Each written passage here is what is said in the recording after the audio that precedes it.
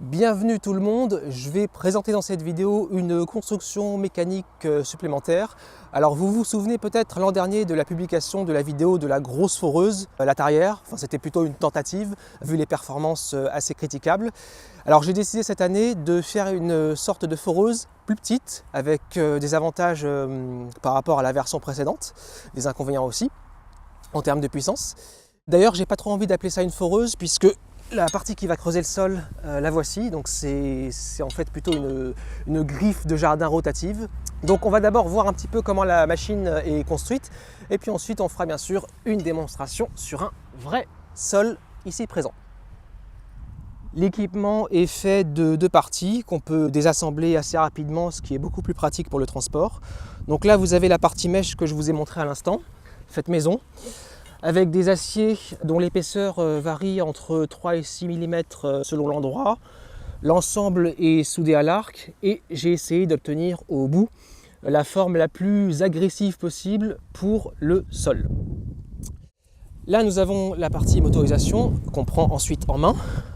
Pour le moteur, c'est un moteur asynchrone d'une puissance de 750 watts pour une vitesse nominale de 1390 tours par minute et nous avons en sortie de ce moteur un réducteur d'un facteur 1/30. Là, nous avons la sortie de l'arbre en rotation sur laquelle on vient encastrer la mèche qui va se mettre à tourner. Donc après, on peut fixer de manière à ce que ça ne bouge vraiment plus. Un des atouts de cette foreuse-là par rapport à la première version, c'est que celle-ci, on peut la brancher partout puisqu'elle supporte directement le secteur monophasé 230 volts, donc prise classique, contrairement à la première qui ne s'alimentait qu'avec 400 volts triphasé. Le moteur est triphasé comme on l'a vu, mais je l'alimente à partir de monophasé puisque j'utilise un convertisseur de fréquence présent ici, qui est lui-même alimenté par mon convertisseur fait maison secteur vers 590 volts continu, pour lequel j'avais fait une vidéo spéciale dont je vous remets le lien ici. Alors je ne vais pas rentrer dans les détails ici de pourquoi je fais comme ça puisque c'est expliqué dans la vidéo en question. Juste une petite parenthèse tout de même à ce sujet. Le convertisseur que je vous avais présenté dans la vidéo était conçu à l'origine pour pouvoir débiter 600 watts de puissance de sortie. Ici, comme j'alimente un moteur plus puissant qu'à la base, c'est-à-dire un 750 watts désormais, j'ai dû modifier complètement la partie puissance, donc l'aspect n'est pas le même si vous le comparez par rapport à la vidéo, de manière à pouvoir alimenter ce moteur plus puissant. Donc ici, ce convertisseur est désormais capable de débiter 1200 watts de puissance de sortie, ce qui me permet de faire tourner ce moteur de 750 watts à pleine charge en tenant compte de ses pertes, c'est-à-dire de son rendement. Donc, installation de la mèche, on encastre. Je ne vais pas aller jusqu'à la profondeur maximum ici puisque c'est juste pour la démonstration, ça devrait suffire. Ensuite, on installe la clavette. Bon, j'ai mis une petite ficelle, ce qui évite de la perdre et de s'énerver à chercher. Clavette qu'on essaye d'installer de manière à bloquer complètement la rotation.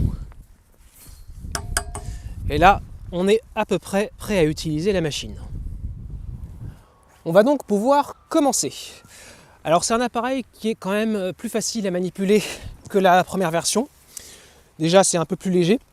Les poignées ne sont pas du tout disposées de la même façon, ce qui fait que c'est quand même plus sympa au niveau de la prise en main. Tout est réglé, on peut régler la vitesse bien sûr si on veut, et il ne me reste plus qu'à déclencher avec la gâchette la rotation. C'est parti!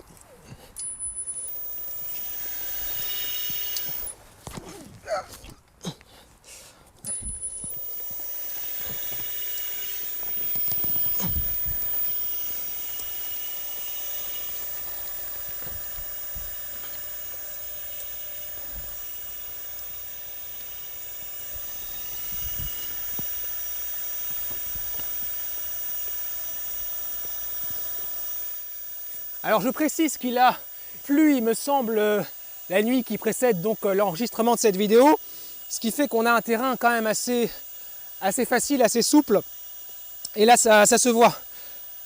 On voit bien que la terre qui ressort est quand même assez humide. Alors je fais quand même un effort pour retenir l'appareil, mais ce n'est pas un effort surhumain. Je l'ai déjà fait pendant plusieurs dizaines de minutes sans être pour autant épuisé à la fin. Voilà, premier trou. Bon, j'ai pas forcément beaucoup insisté. Désolé pour la faune souterraine, si précieuse. Donc on est à peu près à 10 cm de profondeur environ. Bon, je vais faire un deuxième trou, mais j'ai réglé une vitesse un peu plus élevée.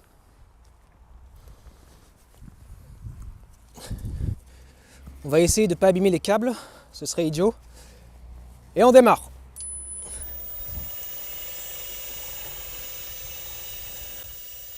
Donc c'est pas forcément évident au début d'avoir un positionnement qui reste centré.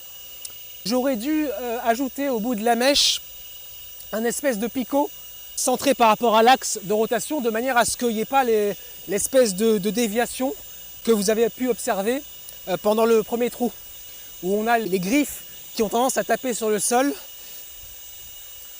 Donc là, vous voyez, assez vite, on arrive à 10 cm de profondeur. Je suis réglé à 43 Hz au niveau du variateur, donc 43 Hz sur les 50 Hz qui sont possibles au niveau du moteur, sans survitesse. Donc vous voyez, je peux avoir une position qui me permet de rester assez stable. C'est pas complètement inconfortable. Je ne ressens pas spécialement, une fois qu'on est bien à la verticale, le poids du moteur.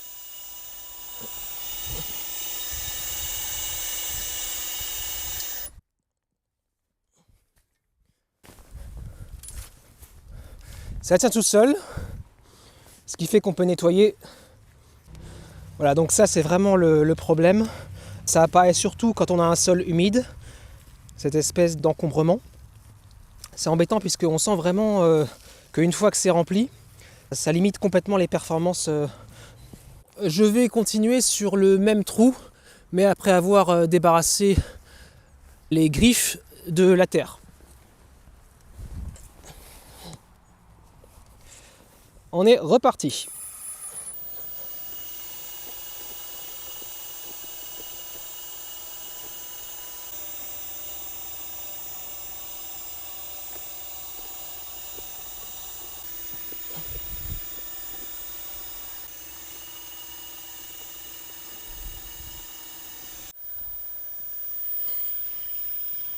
Alors voici les résultats. Le deuxième trou, c'est celui sur lequel j'ai beaucoup plus insisté, même si j'aurais pu le faire encore plus longtemps. Là, on est à peu près à 15 cm de profondeur. C'est pas énorme, mais si on passait plus de temps, on pourrait sans problème atteindre, bon après ça dépend du sol, 1 mètre de profondeur. Je l'ai déjà fait. La question, c'est surtout combien de temps on va accorder pour à chaque fois nettoyer les dents qui s'encrassent de terre, pour ensuite recreuser avec une mèche propre.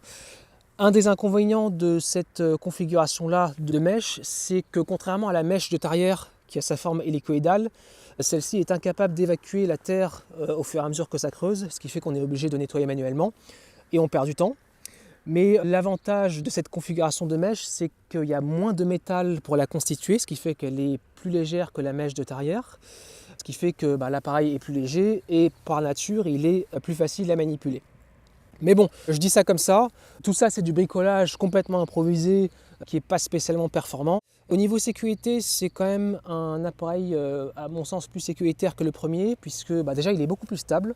On a 2 poignées latérales qui sont vraiment centrées par rapport au moto-éducteur, ce qui fait que on a une assez bonne stabilité au niveau manipulation, ça part pas dans tous les sens contrairement à la première machine. Et j'ai ici ajouté un carter de façon à ce qu'on ne soit pas exposé à ce pignon en rotation, puisque si ça devait arriver, ça pourrait provoquer de graves blessures. Gros plan sur la gâchette.